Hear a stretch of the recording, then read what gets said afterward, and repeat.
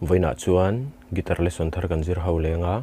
voina kan zir ho le tur chu Titanic theme song My Heart Will Go On ti kha guitar fingerstyle in all samte in perna kan zir ho le don ni hela hi kan zir tur chin vel karon play chhuak anga chuan step by step in kan zir ho le don ni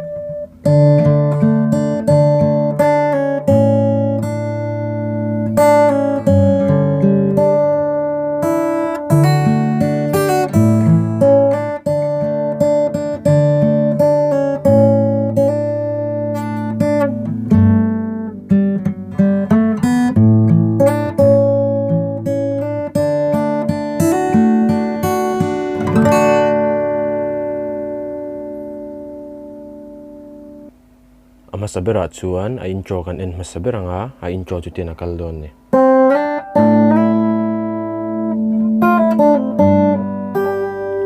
tikhana kalang masabera chuan kuzung te in second string first fret atang fifth fret a slide pe kati third fret a slide pe anga chuan kami medreng chung khan fifth string open nen khan in fifth fret a slide pe tikhana chuan tin akal leang tikhan first string first fret a khanin I pull off anga chuanin kuzung te in second string third fret atang khanin second string first fret I pull off le tikhana rang de uhlikin kan tiang tikhana kal leang chuan sixth string third fret le second string third fret I tirwa lang chuan first string third fret a vai khat tikhana chuan a dot le a chun tin akal le don ni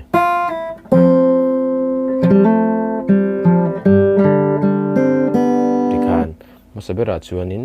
first string first fret I pull off anga chuan hemi shape kan metanga hemi hi lo thiam chiang ola tuna shape hi a kan met dau nual don ate kan metang second string first fret a chuan third string second fret fourth string third fret kha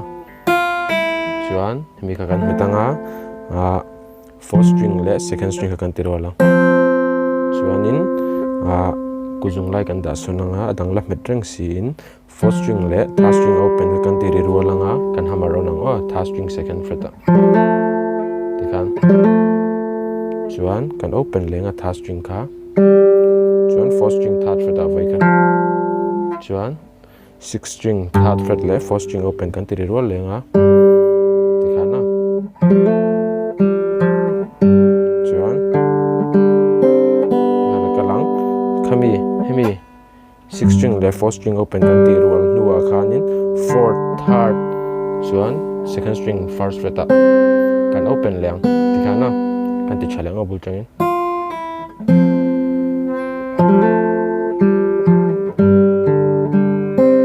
thì hana kalang antu da chun tin kal liang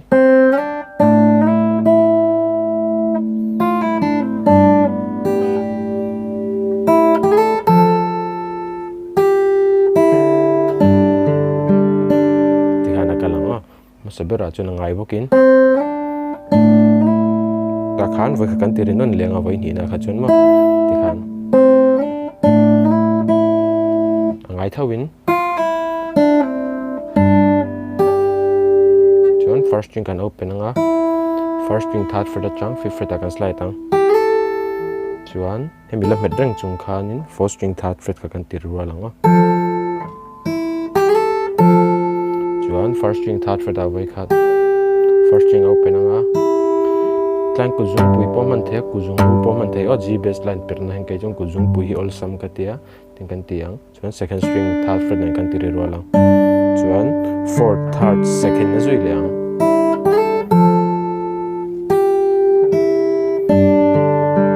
ti khana muljen kan tila china nga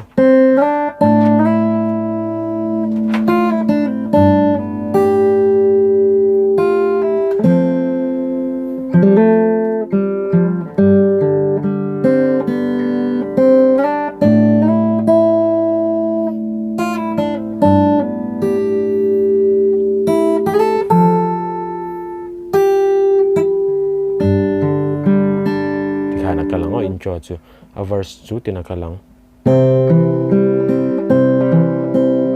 tikhan C kan hitanga C pa ngai C major kha chuan fifth string le second string kan tiri ro langa chuan fourth le third in a zui liang chuan second string voi khat kan tiri lenga voi khat kan tiri le hianin fifth string third fret nen kan tiri ro lang tikhan na chuan second string kan tiri lenga chuan fourth chuan second kan tiri lenga tikhan kalang mung changin no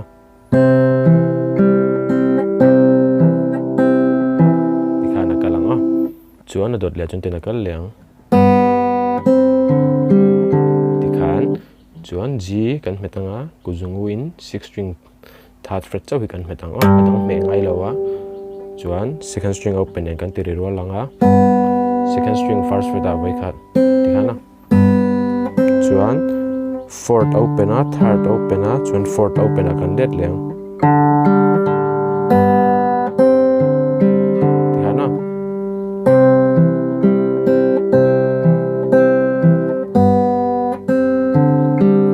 tikhana kalang chuan tin kal leng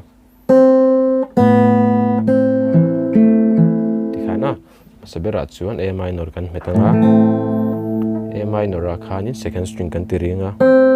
chuan second string kan open nga kuzung chal kan da sunanga fifth string open ne kan tiri ro langa chuan kan da let lenga second string first fret kan tiri leng chuan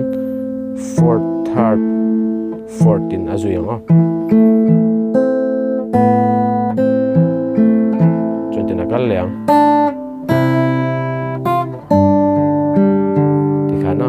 sabera chuanin second string third fret a voi khat chuan C kan metanga first string open le fifth string ka kan tiri ro langa chuanin ta first string first fret a kan pull off chuan sixth string third fret le second string third fret a kan tiri ro lenga chuan fourth third fourth in a zui leng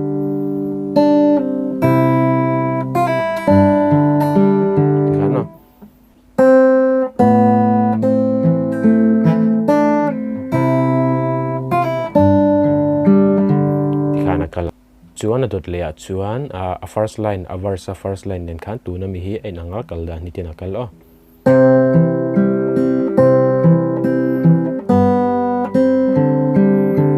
line dang lam chi adona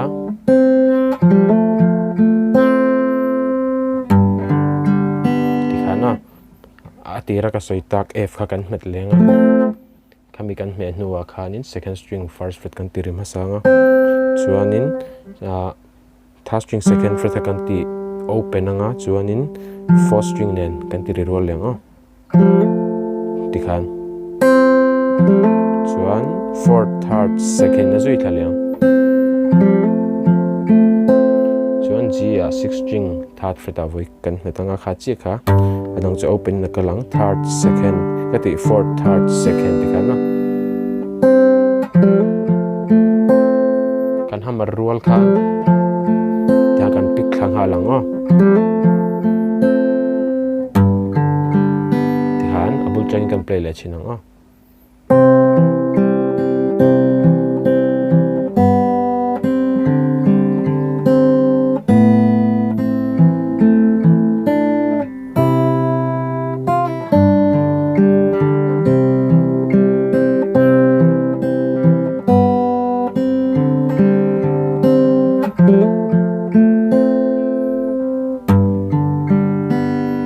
kalang ado da chunti nakal liang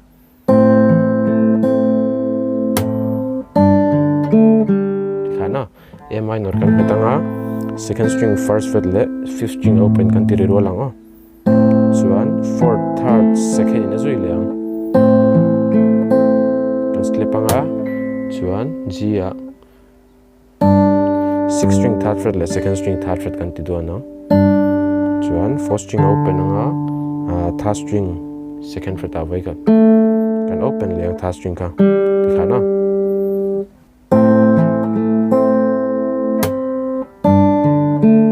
dikhana kalang ado da chuntin kal liang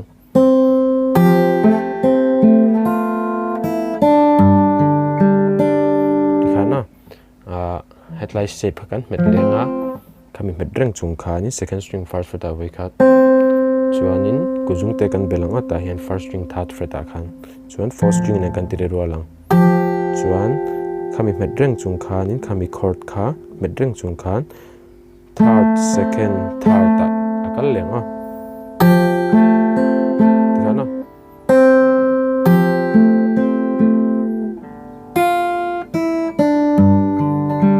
tikana kal leang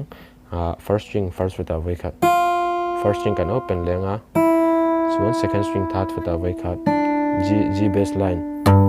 chuan 4th 3rd 2nd na zui liang tihan akal lang chuan tin akal liang tikhana 1st string kan open anga 1st string 1st fret away kha chuan kan open lenga chuan A minor kan hmetanga 4th kati 5th 4th 3rd 2nd na zui liang a tikhan ado da chuntin akal liang tikhana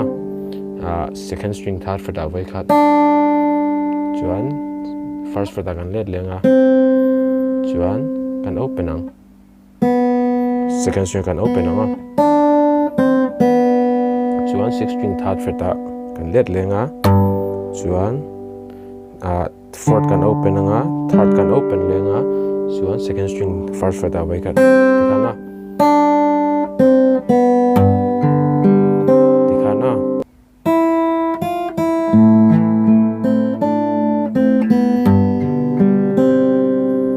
chuan ado da chuntin kal leang tikhana hemi shape bo kan mang lenga chuan 1st 2nd string kan open anga chuanin 3rd string 2nd fret kha vai kha tikhana chuan 4th hemi chord met khan 4th 3rd 2nd akal lenga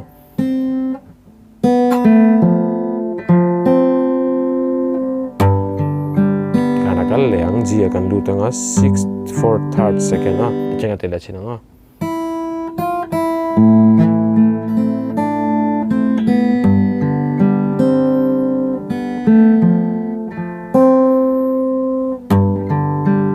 kana kalang ando ta chen kal leang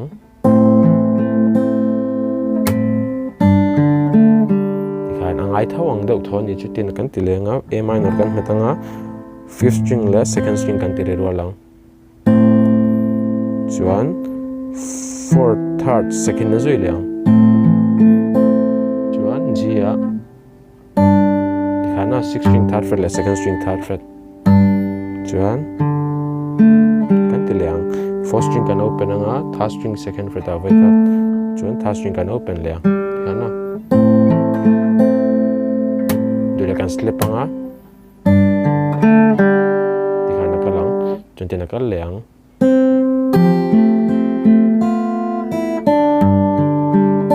tikhan na ama sabera chuan kan F me ang shape kan met lenga chuan second string kan ti ringa chuan ko zoom te in first string third fret kan belanga fourth string nen kan ti ri rola chuan third second third in azuanga chuan first string first fret a vai khat kan open anga chuan second string third fret a vai khat sixth string fourth third second zui lenga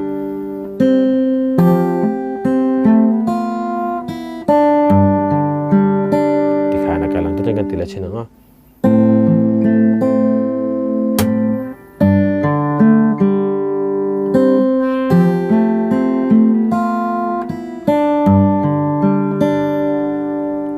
kal liang tikhan first string kan open anga kan ti lenga chung kan hammer anga tikhan chung kan open liang first string chuan A minor kan metanga fifth fourth third second na zui liang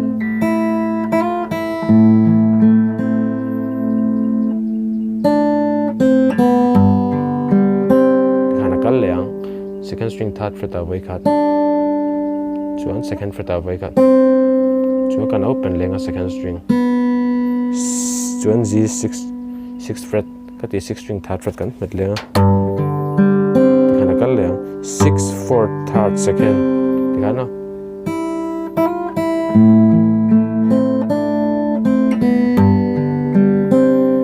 tin kal leng tikhan na kan ti photang second string first fret a vai khat chuan second string open F kan met lenga fourth third zuwa second na zui liang ta khan tlemin kan chol dawang o hetlai fourth ta khan tikhan na chuan tin kal liang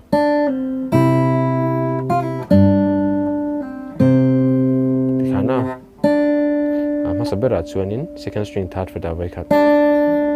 chuan first string open le fifth string third fret kan ti ro lang chuan in first string first fret kan pull off chuan G kan met lenga sixth string third fret le second string third fret ka chuan tinakal liang C a khan fifth le second kan ti ro lang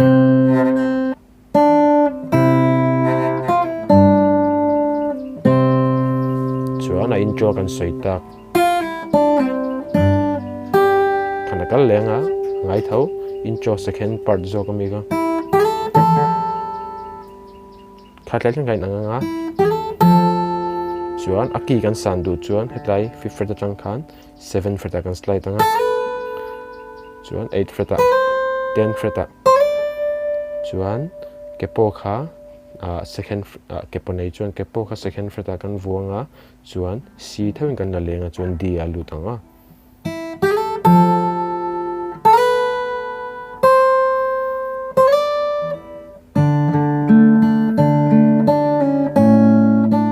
tikhana kal thei ni chu chuan abul chang vai hat mong chang ka play lenga chung an du tor don ne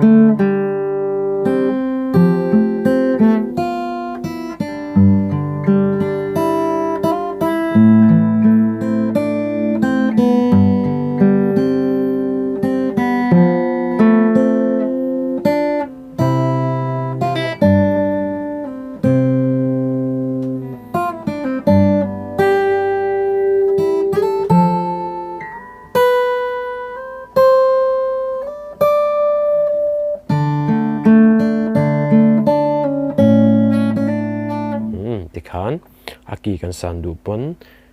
dia kan lut me nga ke pon nei tan chun second fret a ke poi vuanga chuan C ang chi khan I play le thei ni chu a khami arrangement ang chi khan chuan ka guitar lesson siam te no hlawkpui a thain lo ti ve ni chuan mino like and mino subscribe le ze lula chuan lesson te khalo request le ze lula guitar lesson le peka kanin hole cheu don ne in the vain mang cha ve kule